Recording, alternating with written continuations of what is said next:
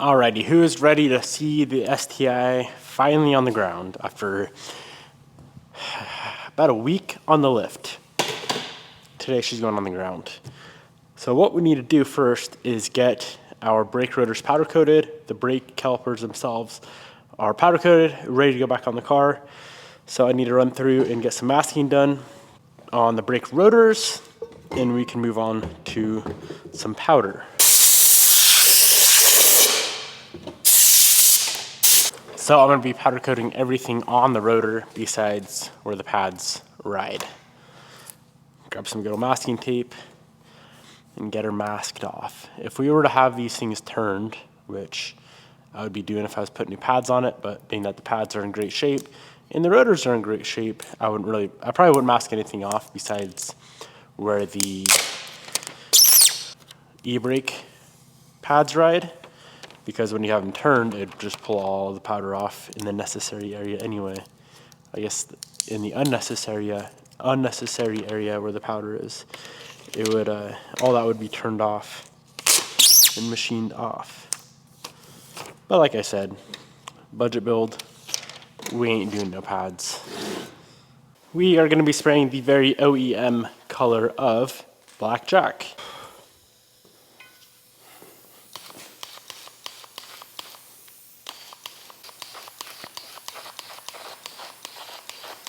Alrighty, brake rotors are all finished up.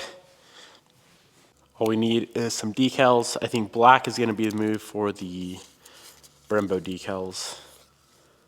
Not to mention, I don't even think I have white here. Oof. Okay, first look, calipers on the car. What do you think? Did we make the right move?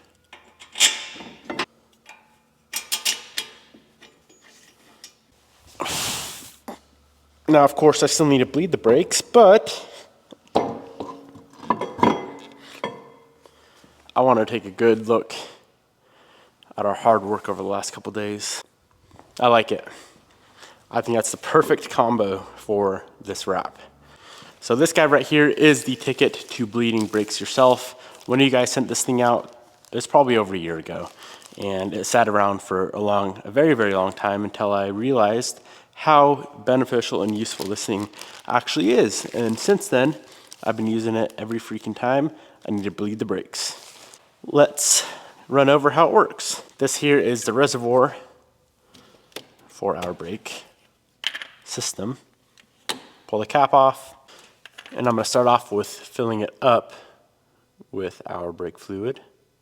And then you take the cap, the associated cap that works with the self-bleeder, the pressure pot, whatever you want to call it. Slap that on there. This guy goes on top. Okay. Now we're going to take an ample amount of our brake fluid and put it into the pressure pot. Hopefully that's enough. Screw this guy back on, and we're going to start pressurizing the pot, which in turn pressurizes the line, which in turn pressurizes the brake reservoir. I like to aim for about 30 psi on here. It does take a minute.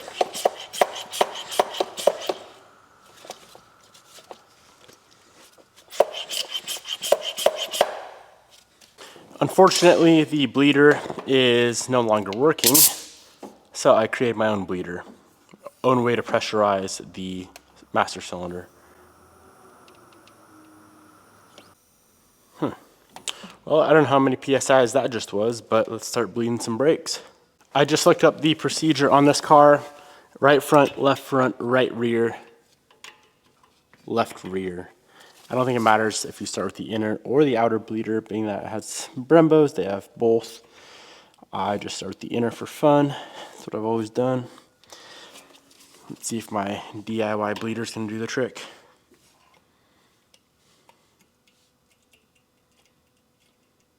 It's definitely moving. There we go. It works. That's what I like to see. All right, Leave the bleeder open until it's straight fluid. Close the bleeder, move on to the next. Alrighty, everything is bled. They feel good. I need to drive it to see if they actually work, but they feel like they should, I would say. Let's finish these brakes off with a good old ceramic coating session. Get them cleaned up first. And we'll be lathering these things up with the Armor Shield 9. No need for the applicator block, in my opinion. Saturate your towel nicely. Apply said ceramic. Wait a few minutes. Go ahead, wipe it down with a microfiber, and you're done. These things are insane. This color is so beautiful. B-E-A-U-T-I-F-U-L. Beautiful. Can't beat it.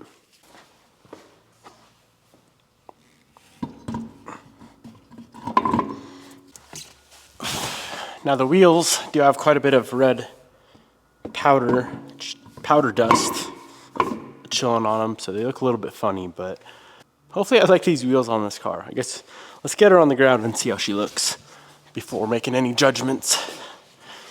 The last part we've been waiting around for has just arrived. Well, I guess we are still waiting on headlights, and those are supposed to be in later today as well.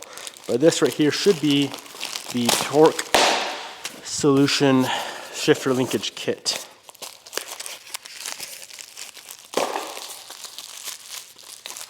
Ta-da! This is going to fix all of our floppy shifter issues. Now, of course, it's going to be quite tricky to get up in there, as the OEM one is tricky to get removed, but it's got to be done, so let's just do her. Linkage is all finished up. Oh yes, that is better than new. Nice and freaking tight. Dang, that's nice. First time seeing it on the ground with the wheels, with the wrap, with everything. I love the wrap. I love the color of the wheels. I love the color of the brakes. But if I'm being completely honest, just the style of the wheel, I feel like doesn't really fit this car. Now, I don't have any random wheels laying around to toss on it right now, but I'll do some thinking, see exactly what I want to do there.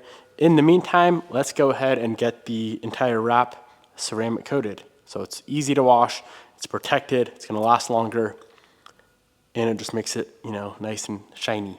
Hello. I have some diluted IPA in this bottle here, and I'll show you how to just ceramic coat the fender real quick. Not any different than doing the wheels or doing the calipers. Make sure it's nice and clean. It is. Take your block, take your applicator pad, fully saturate it with some ceramic, and apply it onto the panel. Gonna let it soak in and kind of settle, I guess you could say, for about 3 minutes, and then you grab a microfiber, you wipe it down, and you are done. You can do 2 coats if you want. I always tend to do 2, but you don't have to. Well, like I said, our current headlights, they're a little bit beat up. They have a few broken tabs, and I went online to order just an OEM set, and I found this set on eBay, and I think they're $350, $400 maybe, and I've never really seen anyone run them, so I'm very, very curious how they're gonna look. As far as I was aware, this was the only aftermarket style available, but I was wrong. So they're different. I don't know if I'm gonna like them. I ain't gonna judge them till I get them on the car.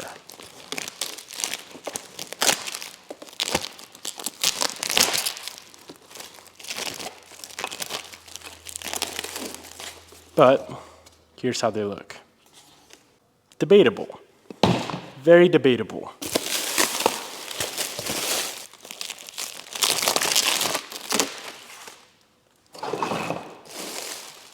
I do like this style of headlight, if I'm being honest. But I've ran them so many times on so many of the Hawkeye builds that it's time to change it up. So let's pop off our bumper.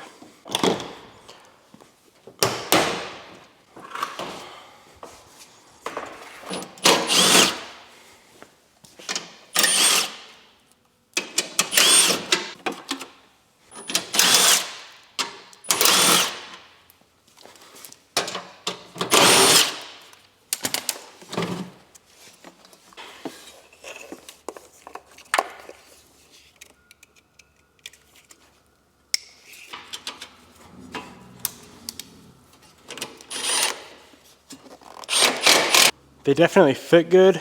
They have like this weird bluish tint to them, but let's see if they're plug and play. The wiring clip, or the wiring connector plugged right in. I'm just not so sure if they're gonna work on a STI. Well, it looks like they're trying to be sequential, but it's gonna need some sort of hyperflash relay to fix the hyperblink issue. I think if that was fixed, they would actually be a pretty sick headlight.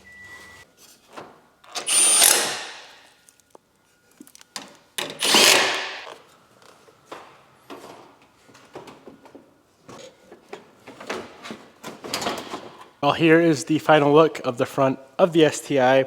I blacked out behind the grille, so that looks nice. With the hazards on, it doesn't have the hyperblink issue. So that's how the sequential is gonna look. And then if we click on the running lights, that is how it looks with the running lights.